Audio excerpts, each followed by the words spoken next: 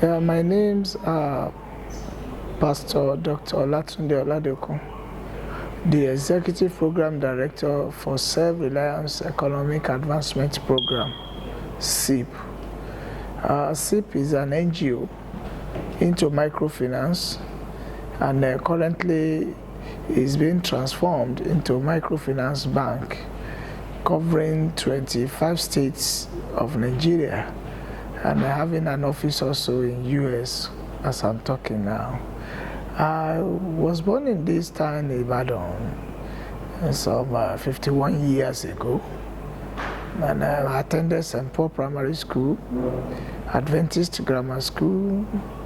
I did my NC at St. Andrews College of Education, my degree at Awolowo Obafemi University, History Honors, and also American European University Honorary Award of Doctoral Degree.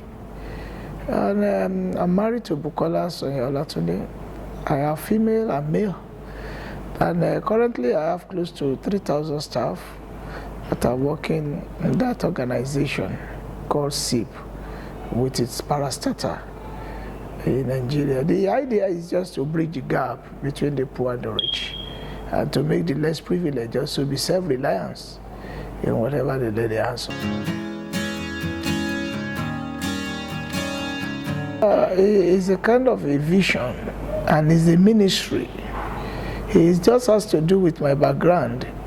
When I was working in MAMSA, I felt passion for the rural women because the life they were living was so terrible. Then I now made a vow that in any situation that I find myself, I will see to the economic development of this country and to alleviate poverty, which I thought by then was a very keen issue at the rural level.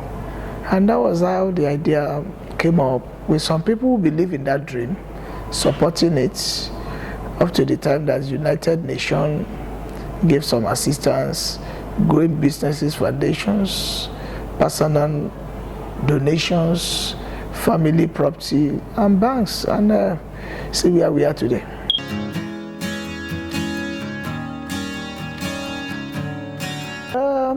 When I was growing up, do I really have any idols? My idols are the people that are hardworking, people that influence me positively, and I taken into my spiritual life now as my spiritual father. But at my youth age, I don't think I have any idol, except people who really contributed, whom you see that, okay, these are the people that have made it in life, and you want to, follow them. Because what you are referring to as an idol here was not so common in our own old days. So it's like you face your studies, think of what you want to become in future.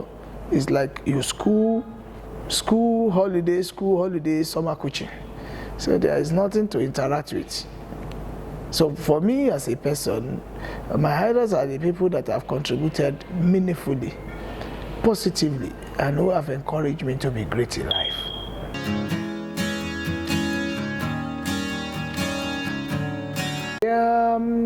The youths can take advantage of microfinance, but especially those ones that are creative. That is where innovation comes into the life of the youths. You have some youths that in the campuses, they have this kind of photographic studio. They can benefit from it. If they know that at least they are making certain, profits on the photography they are doing, then they can apply for such a loan, and they can look for a loan that will be flexible for them and get, more high-tech camera, which they can be using, and the printer also, so that anything that is going on within the campus, they can, snap people, produce it. Apart from that one, we still have some students that are into the barbing issue. These days even the male are even into the salon of hairdressing now. All these things, if you can get a little space within the campus and he empower himself. What we are talking now is empowerment, youth empowerment, so that they can engage apart from the academic pursuits. something extracurricular that can fetch them. You know, we deal with money. We deal with money. So, but occasionally we do leave room for foreign internship, and that one is online. You know, they just want to find out, fill in some questions, and they find out about what they have read or studied on the internet. But at the local level, the only thing we are doing for them is just to allow them to do the IT stuff, come on board, expose them, especially those who are into computer. Those are the ones that can really benefit so much on this program. They say it's a very big question, but you can't apportion the same percentage to all. You know, when your business is still growing, you create much attention onto the business, but at the same time, you must bear it in mind that your children are the one that will become, you know, shareholders in future. So you need to give more attention to them. At least I still create time in them, you know, checking their books, checking their results, giving my own advice. You know, man, the daddy in the house is for you to run around and make sure that things work. But at the same time, you must balance it.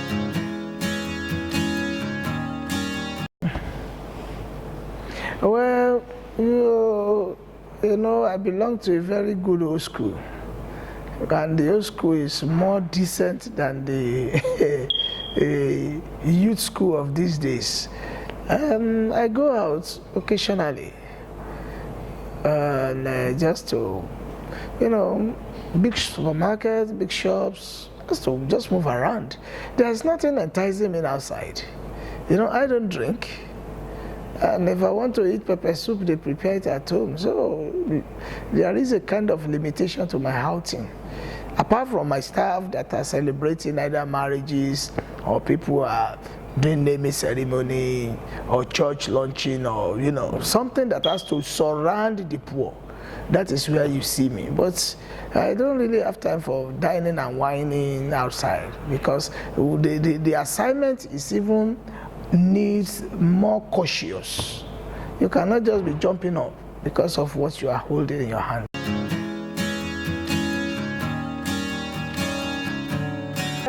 What I just want them to know is that they need to be dynamic, and they need to be focused, committed, determined, because most of the youth these days, with my experience, you know, I create jobs.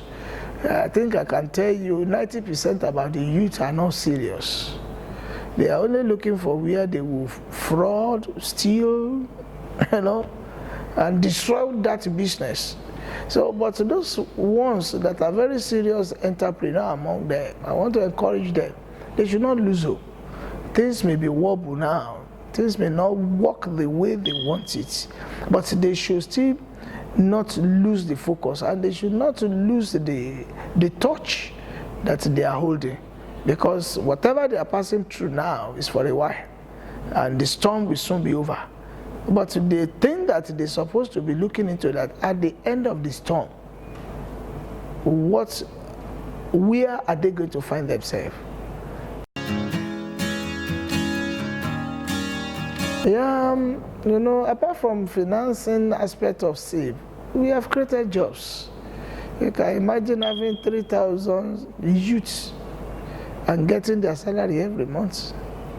And then apart from that one, you know, we are working on a network with Healthcare International, where we provide health insurance for the less privileged people. It means that the future of this country is brighter for the rural people also. And you can also see various investments we have put in. At least we have a seepable water that is also producing good water for the people, and people are still working there. So we have really touched lives, and we have really touched people. And even in SEAP, we have a foundation, Health Foundation. We support people if with their health challenges, despite the fact they are on loan, we still find a kind of a health grant for them. And we also try to make sure that we reduce the risk of their businesses by having a joint contribution. And if there is a disaster in somebody's business, we can rally around and give a succor financially. So I think we have contributed a lot to the growth of economy.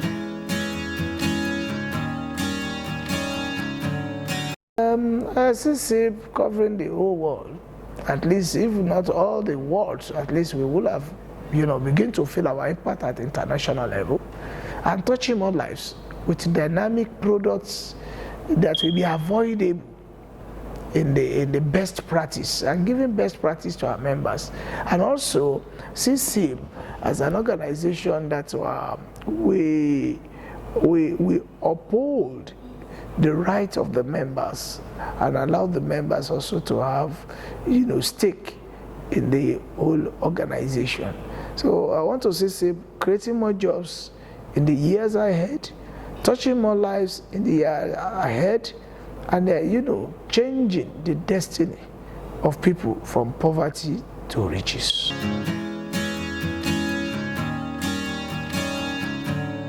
Advice for the youth is that they need to remember the sons and the daughters of whom they are. If they are Christian, they should not forget the doctrines their parents have taught them. If they are Muslim, they should not forget what the Quran is teaching them. And they must be able to uphold their moral life. And they must be serious with their future.